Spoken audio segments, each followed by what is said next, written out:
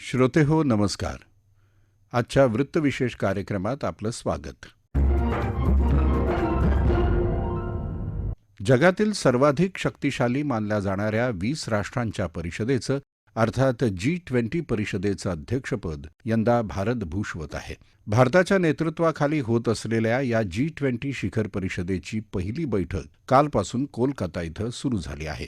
आर्थिक सर्वसमावेशकतेवर भर असलेल्या या बैठकीचं महत्त्व, वैशिष्ट्य आणि त्यात चर्चिले जाणारे मुद्दे अशा सर्वांगीण बाबींवर तज्ज्ञ व्यक्तींनी केलेलं विवेचन आज आपण वृत्तविशेषमध्ये ऐकणार आहोत.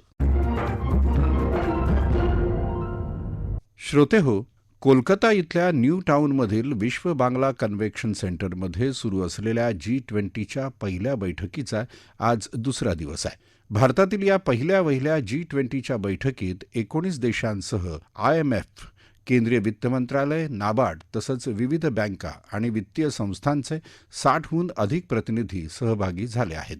या बैठकीचं स्वरूप काय आहे आणि त्याचं वैशिष्ट्य याविषयी आंतरराष्ट्रीय घडामोडींचे अभ्यासक संदेश सामंत यांच्याकडून अधिक जाणून घेऊया. आपल्या आजूबाजूला बऱ्याच ठिकाणी G20च्या बऱ्याच बैठका किंवा त्या संबंधीच्या बऱ्याच घटना घडतात आणि त्याच्या बातम्या आपल्याला रोज पाहायला मिळतात. मुळात भारताकडे हे अध्यक्षपद आल्यानंतर भारताचा जो फोकस आहे किंवा भारताला ज्या गोष्टीवर प्राधान्याने काम करायचं आहे ते म्हणजे विकसनशील राष्ट्रांचा अजेंडा आणि विकसनशील राष्ट्रांच्या ज्या गरजा आहेत त्या आपल्या अध्यक्षपदाच्या काळात कशा जास्तीत जास्त साध्य होतील किंवा त्याकडे जास्तीत जास्त जगाचं कसं लक्ष आणलं जाईल याविषयी भारताचं एक मोठं ध्येय या G20 कडनं आहे. भारताकडे जेव्हा हे अध्यक्षपद आहे तेव्हा या पूर्ण वर्षभरात साधारणपणे 200 बैठका 11 ते 12 महिन्यांच्या काळात आपण आयोजित केलेल्या आहेत. आणि जानेवारी महिन्यासंबंधी म्हणायचं तर हा महिना जो आहे हा अत्यंत गुंतागुंतीचा आणि अत्यंत बिझी शेड्यूलचा असा महिना आपल्याला म्हणता येईल. कारण या एका महिन्यात आपल्या देशात 10 ठिकाणी वेगवेगळ्या प्रकारच्या बैठका होणार आहेत. म्हणजे यात एक व्हर्च्युअल म्हणजेच आभासी विश्व अशी एक बैठक असणार आहे. पण याशिवाय कलकत्त्यामध्ये 9 जानेवारीपासून जी बैठक सुरू झालेली आहे ती एक बैठक आहे. त्यानंतर त्रिवेंद्रम तिरुवनंतपुरम मध्ये आरोग्यविषयी बैठक असणार आहे. चेन्नईमध्ये शिक्षण विषयक बैठक असणार आहे. गुवाहाटीमध्ये शाश्वत आर्थिक धोरणावर काम करण्यासाठी किंवा विचार करण्यासाठी बैठक असणार आहे. तर चंदीगडमध्ये आर्थिक बांधणी संबंधी एक बैठक होणार आहे. Global partnership for financial inclusion म्हणजे ज्याला आर्थिक सर्वसमावेशकतेसाठी जागतिक भागीदारी त्याची बैठक काल कलकत्त्यात सुरू झाली आहे. नेदरलँडच्या राणी मॅक्झिमा यांनी काल या बैठकीचं उद्घाटन केलं आणि 3 दिवस ही बैठक चालणार आहे. आता या बैठकीत मुळात कोण सहभागी झाले तर जागतिक बँकेचे मोठमोठे अधिकारी या बैठकीत आलेले आहेत. त्याच्यानंतर जगभरातल्या विविध आर्थिक संस्था आहेत त्यांचे अधिकारी या बैठकांमध्ये आलेले आहेत. सिंगापूर, फ्रान्स, इस्टोनिया यांसारखे जे देश आहेत यांच्या आर्थिक संस्था आहेत यांचे सुद्धा अधिकारी या बैठकीत आलेले आहेत. आता याचं मुळात उद्दिष्ट काय आहे? जगातल्या सर्व घटकांना एका औपचारिक आर्थिक इन्फ्रास्ट्रक्चरमध्ये किंवा आर्थिक नियोजनात आपल्याला कसं सर्वसमाविष्ट करून घेता येईल हा या बैठकीचा मुख्य अजेंडा आहे. तर आपण भारताचा या दृष्टीने विचार करायचा गेला तर आधारचे CEO सौरभ गर्ग यांनी सुद्धा काल या बैठकीला मार्गदर्शन केलं. पश्चिम बंगाल राज्याच्या मुख्यमंत्री ममता बॅनर्जी यांनी सुद्धा मार्गदर्शन केलं. आता ममता बॅनर्जी यांचा मुळात मुद्दा काय होता तर पश्चिम बंगाल हे राज्य औद्योगिक क्षमतेसाठी कसं परिपूर्ण राज्य आहे या संबंधीचे विचार त्यांनी बैठकीसमोर मांडले आणि आपल्या राज्यात जास्तीत जास्त गुंतवणूक करता येईल याविषयीचा सुद्धा विचार त्यांनी मांडला. आता या सर्व बैठकीचा सर्वात महत्वाचा मुद्दा की सर्वसमावेशक वृद्धी आणि आर्थिकदृष्ट्या वंचित घटकांचा विचार हा या बैठकीत केला गेलेला आहे. आपण जर लोकांच्या ठेवी किंवा सेव्हिंग तर ह्या सेव्हिंग लोक बऱ्यापैकी आपापल्या घरात करतात. तर अशा वेळेला हे जे सगळे घटक आहेत खास करून जे गरीब वर्गातले जे घटक आहेत यांच्या ठेवी या इन जनरल औपचारिक आर्थिक क्षेत्रात कशा येतील आणि त्यामुळे गरिबीतलं लोकांना बाहेर काढण्यासाठी कशी मदत करता येईल या गोष्टीवर या बैठकीत विचार केलेला जाणार आहे. मुळातच गरिबांच्या उत्थानासाठीचे जे प्रयत्न आहेत यावर या बैठकीचा फोकस असणार आहे आणि यातनं विविध विषयांची आपण हाताळणी करताना या बैठकीत पाहतो. मुळात या बैठकीतनं आपल्याला काय साध्य करायचंय?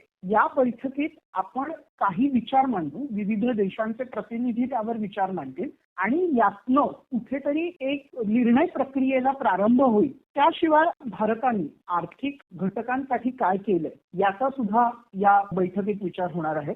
डिजिटल अर्थव्यवस्था आहे.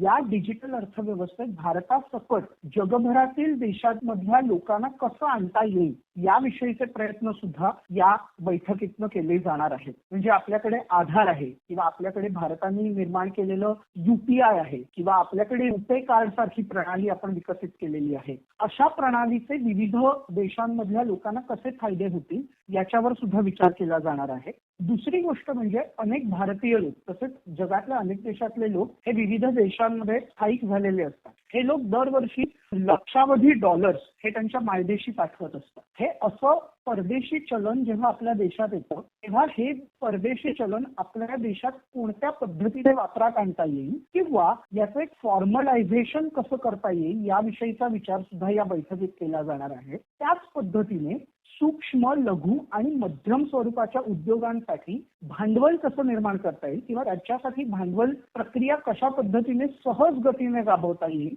याविषयीचा विचार सुद्धा या बैठकीत केला जाणार आहे. तर मुळातच या बैठकीचं जे उद्दिष्ट आहे हे समाजातल्या गरीब किंवा होतकरू अशा घटकांसाठीचं आहे आणि याचा एक मोठा संदर्भ हा विकसनशील किंवा विकसित होणाऱ्या देशांसंबंधी आहे. आता काल या बैठकीत कलकत्ता शहरात एक प्रदर्शन सुद्धा भरलं होतं. आता हे प्रदर्शन का महत्वाचं होतं?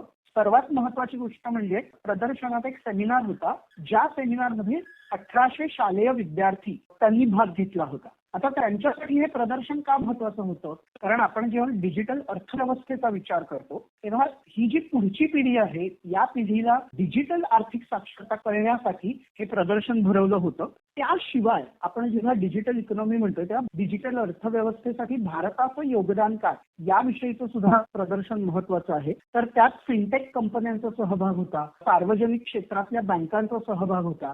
या बँकांनी किंवा या कंपन्यांनी कशा पद्धतीने आपलं धोरण राबवलंय किंवा त्यांनी कोणकोणत्या प्रणाली विकसित केल्या आहेत, कोणतं तंत्रज्ञान विकसित केलंय याची मांडणी आपण जागतिक समुदायापुढे केली. आता एक जी बैठक असणार आहे ही व्हर्च्युअल बैठक असणार आहे. ती 17 आणि 18 जानेवारीला असणार आहे. पुन्हा या बैठकीचा उद्देश असा आहे की जास्तीत जास्त लोकांना या बैठकीत भाग घेता यावा याच्यासाठीची ही बैठक होणार आहे. श्रोते हो, आज आपण सर्वजण नवीन भारत निर्मितीच्या टप्प्याचे साक्षीदार बनलो आहोत. G20 शिखर परिषदेचं यजमानपद मिळवून भारत भविष्यात जगाचं नेतृत्व करणारा देश म्हणून पुढे आला आहे. G20चं अध्यक्षपद स्वीकारल्यानंतर भारतातील पहिल्या बैठकीला कालपासून कोलकातामध्ये सुरुवात झाली. या बैठकीचं स्वरूप आणि वैशिष्ट्य याची माहिती आपण घेतलीत. या बैठकीत आर्थिक समावेशकता, डिजिटल वैश्विक गुंतवणूक आदी महत्त्वाच्या मुद्द्यांवर चर्चा होत आहे. यात भारताची भूमिका महत्त्वाची असून त्याकडे संपूर्ण जगाचं लक्ष लागलंय. याविषयी अधिक जाणून घेऊया आंतरराष्ट्रीय घडामोडींविषयीचे अभ्यासक सौरभ गणपत्ते यांच्याकडून. यावर्षी भारताला G20 परिषदेचं एक अधिपत्य मिळालंय आणि वर्षभर या परिषदा चालणार आहेत आणि त्यातली पहिली परिषद जी आहे ती कलकत्त्याला पार पडते 3 दिवसाची. अनेक अंगाने या परिषदेचं महत्व आहे, पण या क्षणी हा विचार विवेचनात जो होणार आहे तो आर्थिक समावेशकता या विचाराचा. अत्यंत मोठ्या प्रमाणात भारतात जे काही बदल घडले त्याचा परामर्श इकडे घेतला जायला हवा. Digital financial inclusion, remittance cost आणि SME small and micro industries enterprises finance availability या 3 मुद्द्याभोवती परिषद फिरणार आहे. भारतासाठी या परिषदेचं महत्व अधोरेखित करता येतं. फायनान्शियल इन्क्लुजन किंवा वित्तीय सर्वसमावेशकता म्हणजे काय? फायनान्स म्हणजे वित्त पुरवठा, वित्तीय समावेशकता म्हणजे समाजातल्या सर्वात खालच्या गरजू स्तराला वित्त पुरवठा होणं. एक लक्षात घेऊ ती म्हणजे ही भीक नाही. उद्योजकाला वित्त हे हवं असतं तेव्हा लघु उद्योजक आणि सूक्ष्म उद्योजकांना वित्तीय पुरवठा जर व्हायचा असेल तर त्यासाठी काही विशिष्ट पावलं उचलावी लागतील. अर्थात या देशात ही बाब अनेक वर्षापासून चर्चिली जात आहे, पण या वित्त पुरवठ्यात सर्वात मोठा अडथळा होता तो म्हणजे वित्त पुरवठ्यासाठीच्या निकषांचा. रेग्युलर मार्गाने वित्त पुरवठा करायचा झाला तर त्यासाठी बँकाचे निकष फार विशिष्ट असतात, त्यात काही गैरही नाही. सर्वात मोठा अडथळा असा की जे त्या व्यक्तीला जो वित्त पुरवठा हवाय त्याचं उत्पन्न आणि एकूणातच त्याची पैसे परत करायची क्षमता याचा अभ्यास केला जातो. समाजातला लघु उद्योजकांचा एक खूप मोठा वर्ग इकडेच मात खायचा. यासाठी डिजिटल फायनान्शियल इन्क्लुजन फार महत्वाचं आहे. प्रचंड मोठ्या प्रमाणात हे व्यवहार आज जीपे, फोनपे, भीम किंवा डेबिट क्रेडिट कार्ड आणि तत्सम प्लॅटफॉर्मवरून होतात. समाजातल्या एका मोठ्या वर्गाला त्याची आता सवय लागली आहे आणि हा बदल गेल्या काही वर्षात झाला आहे. ग्रामीण भागात आपण रोकड विरहित व्यवहार करा असं सांगितलं की ते व्यवहार मानलं जात नसेल. त्यामुळे खरेदी विक्री ही प्राधान्याने रोखीतच होईल असं चित्र होतं. जीपे, फोन पे, भीम किंवा डेबिट कार्ड, क्रेडिट कार्ड तत्सम प्लॅटफॉर्म्समुळे अत्यंत साध्या लोकांनाही फायनान्शियल इन्क्लुजनचा लाभ मिळाला. याला डिजिटल फायनान्शियल इन्क्लुजन असं आपण म्हणतो की त्यांना बँकांच्या सोयी सुविधा मिळाल्या. डिजिटल फायनान्स तळागाळात जाणं. रेमिटन्स कॉस्ट हा त्यात दुसरा मुद्दा आला.